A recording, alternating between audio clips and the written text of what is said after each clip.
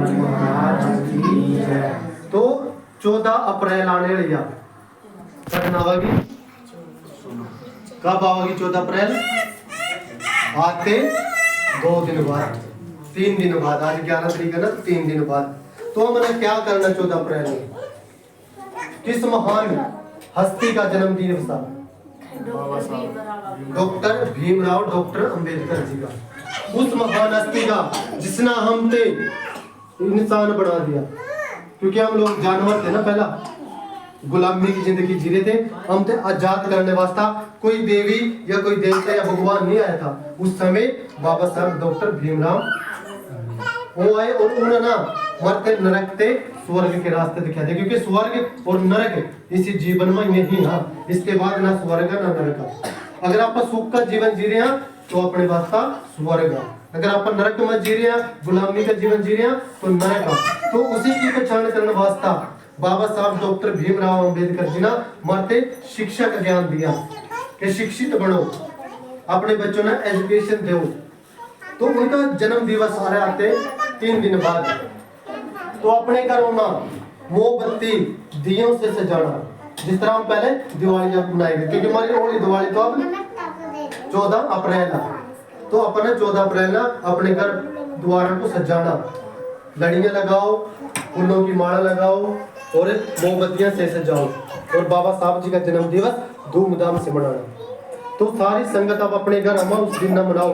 देखो, अगर आप बाबा साहब ना मान ले, फिर कोई भूत कोई प्रेत भी नहीं आएगा, क्योंकि बाबा साहब जी एक ऐसी महान हस्तियां जिसके देवी देवते भी डरा थे और भूत प्रेत तो डरे ही डरा। तो आप बाबा साहब जी की शरण में आओ और बाबा साहब जी ना मान लो, उसकी शिक्षाओं ना जानो, उसके दिए हुए संदेशों को जानो, तो आपका बल होगा। अगर हम बाबा साहब जी की इज्जत नहीं करते, उनका सम्मान नहीं कर सकते, तो हम पहला भी गुलाम थे और आज भी गुलामी है। तो अगर गुलामी से त्यागना तो अपने आप ना बदल लो, अपनी सोच से बदल का बाबा साहब जी के चित्र हर घर में होने चाहिए।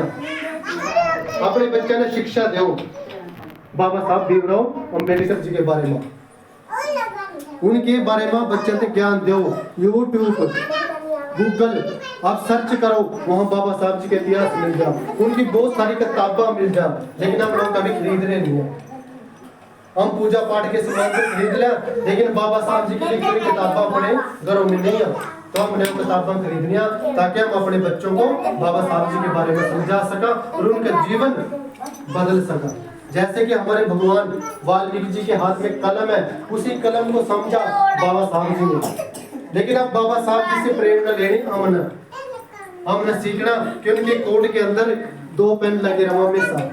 आपने जब कोई चित्र देखा तो आपने भी अपने बच्चों के जेब के ऊपर पेन लगाने, और पेन कब लगेंगे? जब बच्चे शिक्षित हो जाएंगे, जब वो पढ़ेंगे। और पढ़े कैसे? जब हम उन्हें बाबा साहब जी के बारे में समझाओगे।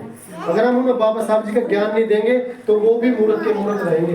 इसलिए बाबा साहब जी का ज्ञान, क्योंकि अगर माओ को समझ आ गई ना बात, माओ को, तो वो बच्चे ना समझा सकेंगे। बच्चे ना घर पे सीखना हो, तो अपने बच्चे से माया न समझाना।